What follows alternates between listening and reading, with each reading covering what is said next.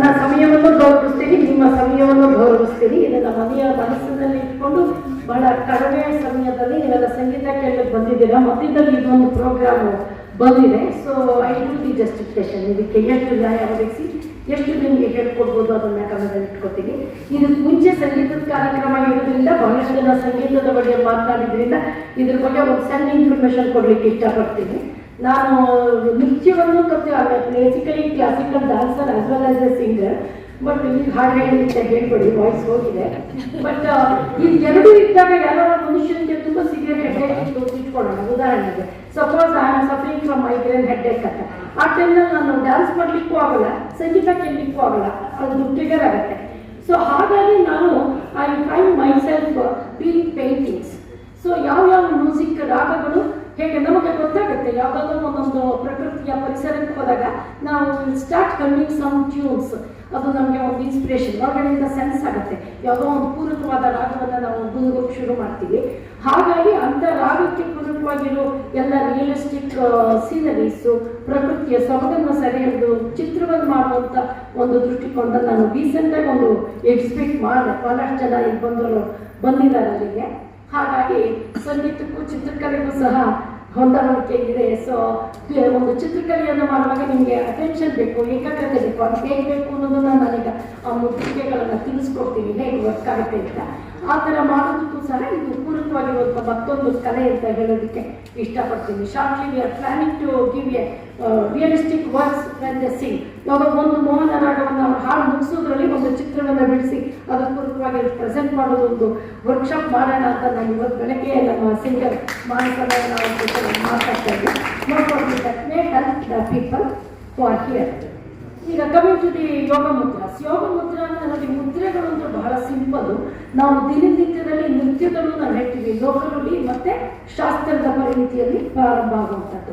ನಾವು ಇಲ್ಲಿ ಬಾ ಅಂತ ಕರಿತೀವಿ, ಸೈಲೆಂಟಾಗಿ ಹೇಳ್ತೀವಿ, ಹೀಗೆಲ್ಲ ಕಣ್ಣು ಅಂತ ಹೀಗೆ ತೋರಿಸೋದು ಈ ಥರದ್ದೆಲ್ಲ ಮುದ್ರಿಕೆಗಳು ಕೈಗಳಲ್ಲಿ ಬಂದುಬಿಟ್ಟಿದೆ. ಮನುಷ್ಯನ ಹುಟ್ಟಿನಿಂದಲೇ ಬಂದಿರತಕ್ಕಂಥದ್ದು. ಅದನ್ನು ಇನ್ನೂ ಹೆಚ್ಚು ವೈಜ್ಞಾನಿಕವಾಗಿ ಮತ್ತು ಯೋಗಶಾಸ್ತ್ರದ ಕಲೆಯಲ್ಲಿ ತಳಹದಿಯಲ್ಲಿ ನಮಗೆ ಹೇಳ್ಕೊಡ್ತಾ ಬಂದಿದ್ದಾರೆ. ನಮ್ಮ ಎಲ್ಲರಿಗೂ ಗೊತ್ತಿರೋ ಹಾಗೇನೆ everything is made out of 5 elements. ಈ ಪಂಚಭೂತಗಳು ಅಂತ ಹೇಳ್ತೀವಿ, ಅದರಿಂದ ಆಗಿರೋದು ಅಂತ ನಮಗೆ ಕಾನ್ಸೆಪ್ಟ್ಸ್ ಇದೆ. ಹಾಗಾಗಿ ಹಸ್ತದಲ್ಲಿ ಫೈರ್ ಬೇಕೇ ಬೇಕು. ನೀವು ಏನೇ ಒಂದು ಮಾಡಬೇಕಾದ್ರೂ ನಮ್ಮ ದೇಹದೊಳಗೂ ಒಂದು ಫೈರ್ ಇದೆ. ಹಾಗಾಗಿ ಟು ಇಗ್ನೈಟ್. ಸೊ ಇದು ತಮ್ಮನ ಫೈರ್ ಅಂತ ಹೇಳ್ತೀವಿ. ವಿಂಡ್, ಆಮೇಲೆ ಎಥರ್ ಅಂದರೆ ಆಕಾಶ, ಮತ್ತು ಭೂಮಿ ಮತ್ತು ಜಲ. ಈ ರೀತಿಯಾಗಿ 5 ನಮ್ಮ ಬೆರಳುಗಳನ್ನು 5 ಎಲಿಮೆಂಟ್ಸ್ಗೆ ಹೋಲಿಸಿ ಈ 2 ಕೈನಿಂದ ಸೇರಿಸಿ ಮಾಡುವಂಥ ಮುದ್ರೆಗಳು. ಈಗ ನಾನು ಇದನ್ನು ಹೇಳಿದ್ರೆ ಫಾರ್ ದಿಸ್ ಇಷ್ಟು ಇದು ನಿಜವಾಗ್ಲೂ ಆಗುತ್ತೆ ಇಲ್ವೇ ಅನ್ನೋ ಪ್ರಶ್ನೆಗಳು ನಿಮ್ಮಲ್ಲಿ ಹುಟ್ಟುತ್ತೆ. ಸೊ ನಾನೀಗ ಒಂದು ಮುದ್ರೆಯನ್ನು ಇಲ್ಲಿ ಡೆಮೋ ಮಾಡಿ ನಿಮಗೆ ತೋರಿಸ್ತೀನಿ. ನೀವೆಲ್ಲ ಆ ಮುದ್ರೆಯಲ್ಲಿ ಕೂತ್ಕೊಂಡು ಉಳಿದ ಮುದ್ರೆಯನ್ನು ಕೇಳಿಸ್ಕೊಳ್ಳಿ.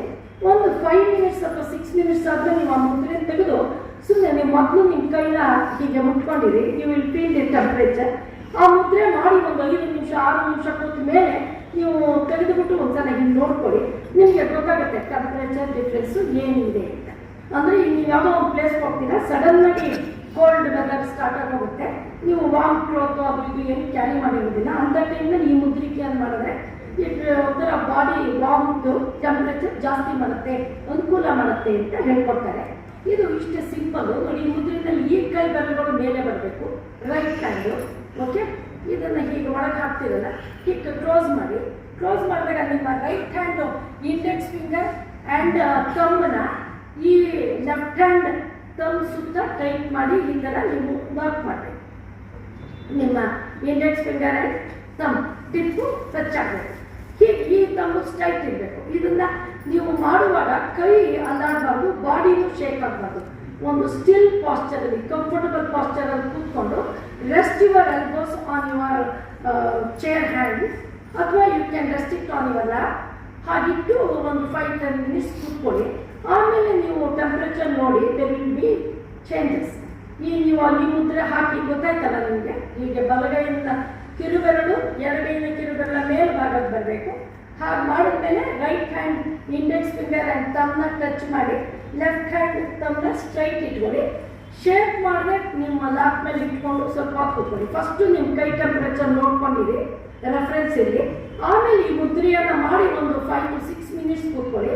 Then you just check your temperature, ಹೇಗಿದೆ ಡಿಫ್ರೆನ್ಸ್ ಅಂತ ನಿಮಗೆ ಗೊತ್ತಾಗುತ್ತೆ. ಇದರ ನಂತರ ಜ್ಞಾನ ಮುದ್ರೆ ಇರ್ತೀವಿ. ಜ್ಞಾನ ಅನ್ನೋದು ಹೆಸರೇ ಸೂಚಿಸ್ತಿದೆ, ವಿಸ್ಡಮ್ ಅಂತ, ತಿಳುವಳಿಕೆ ಇರುತ್ತೆ, ಜ್ಞಾನವನ್ನು ಹೆಚ್ಚಿಸುತ್ತೆ ಅಂತ. ಇದು ನಿಮ್ಮಲ್ಲಿ ಎಲ್ಲರೂ ಸಾಧಾರಣ ನಾವು ದೇವರ ಮುಂದೆ ಹೋದ ತಕ್ಷಣ ಧ್ಯಾನ ಮಾಡೋದು ಗೊತ್ತಿಲ್ಲದೆ ಇದ್ದು ನಾವು ಈಗ ಕೂತ್ಕೋತೀವಿ. ಇದು ಮನುಷ್ಯನಿಗೆ ಸ್ಟೆಬಿಲಿಟಿ ಕೊಡುತ್ತೆ. ಎಸ್ಪೆಷಲಿ ನಮಗೆ ಈಗ ಏನಾಗ್ತಿದೆ, ನಾವೀಗ ಬಂದಿರೋ ನಮ್ಮ ಮುಖ್ಯ ಉದ್ದೇಶ ಏಜ್ ಕ್ಯಾಚ್ ಆಗ್ತಿದ್ದಾಗೆ ಮರು ಬರುತ್ತೆ, ಮಾತಾಡಲಿಕ್ಕೆ ತೊದಲಾಗುತ್ತೆ, ಮತ್ತೆ ಸಡನ್ ಆಗಿ ಬ್ಲ್ಯಾಂಕ್ ಆಗುತ್ತೆ, ಆಮೇಲೆ ಟೆನ್ಷನ್ಸ್ ಆಗುತ್ತೆ, ಬೇರೆ ಬೇರೆ ಉದ್ರೇಕಕ್ಕೆ ಒಳಗಾಗ್ತೀವಿ.